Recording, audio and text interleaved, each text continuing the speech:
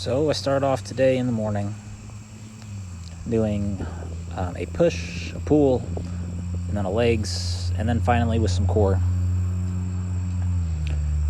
As today was just kind of try to manage fatigue in the hips. So I just focused on building strength, which for me is one of the easiest tasks to complete. I do a incline push-up here, and then I will superset it with a decline push-up. Now I really like the slack line here because it adds a lot of instability. It makes you have to engage yourself to keep balance. Now this is a lot different than exercising in a gym where everything is set up to be as easy, as streamlined as possible. While it might be good for some people who have the biggest challenge of just even completing a fitness routine, but if you're sticking with the same exercises, the same machines, the same weights, the same loads, and the same durations over some amount of time, can you really expect to progress and to build more capabilities? If you spend a lot of time doing a cardio machine, like a bicycle, is that really the best use of your limited time and limited energy you have to train? Are there other capabilities that might be better to suit you? Maybe working on your balance, your ability to interact with the ground, the ability to fall gracefully or not fall at all. Because falling is one of the biggest causes of death when you age.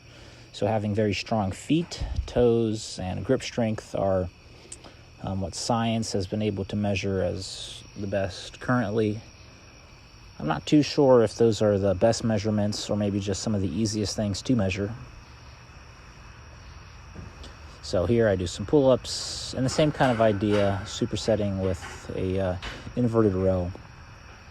Now my back was not fatigued really at all, and only my arms were fatigued, both in the push-ups and in the pull-ups. My biceps were the first thing to fatigue, and biceps and brachialis were the main thing to get tired in both of these movements. Even though the push-ups was a pushing movement, my biceps and brachialis were the first to fatigue in there.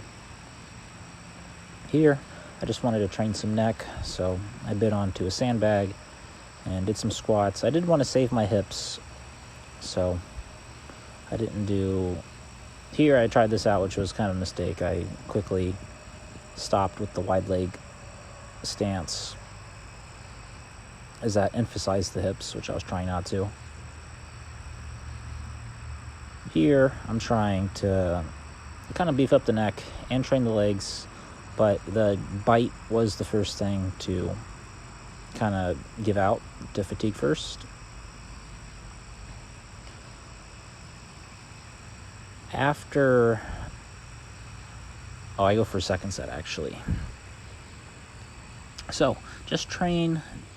Just be careful, just be mindful of what you're training in. Do you train with... Now this part I am going to talk entirely the whole time because I'm not too sure if this music is copyrighted or not. So I'm just going to keep talking kind of fast to make sure that doesn't happen. I'm trying to train reactions by dropping a ball and catching it. Normally I don't have too much of a hard time, but I guess today both of us here had a pretty challenging time to catch the ball.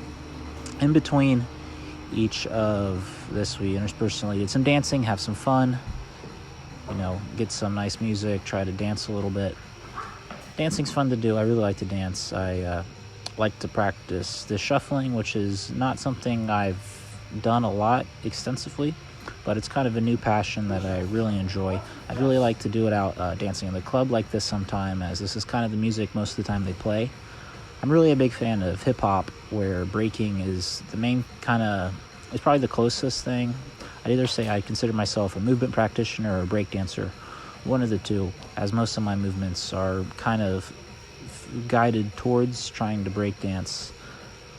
I'm kind of running out of very thoughtful and thought-provoking topics here. I probably should have brought a book to read from you.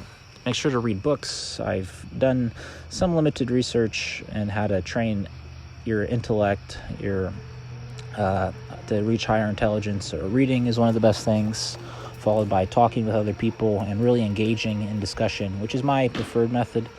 I really like talking with people and trying to get new kind of perspectives, trying to challenge your own beliefs. I had a very interesting video that I saw about how each one of your beliefs should stand up on its own merit and not really be impacted by a challenge. Your belief should not really worry if other people respect them or not, and having other people kind of challenge your beliefs is a good way to seek novel ideas.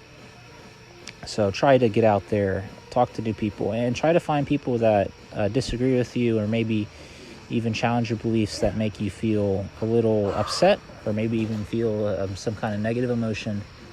And I've heard before that you should kind of chew with that and see what is it about their ideas or their beliefs that you don't agree with, and what makes you upset, and how you should incorporate that into at least your thinking, so that you can kind of reach a higher understanding and how to really have a complete understanding of ideas.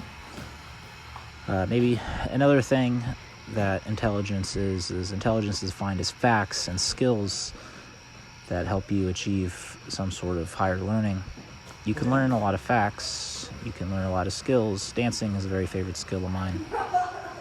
So hopefully this talking here would stop any of this copyrighted content. Sorry if it seemed a little rushed. I just don't want to get copyright strikes. So please like, comment, and subscribe. And hopefully I will have more training for you in the future and more ideas to help you reach higher intelligence. If you have any ideas to how to reach higher intelligence, please leave it in the comments. I'd really like to hear a recent discussion. Thank you for watching. Bye-bye.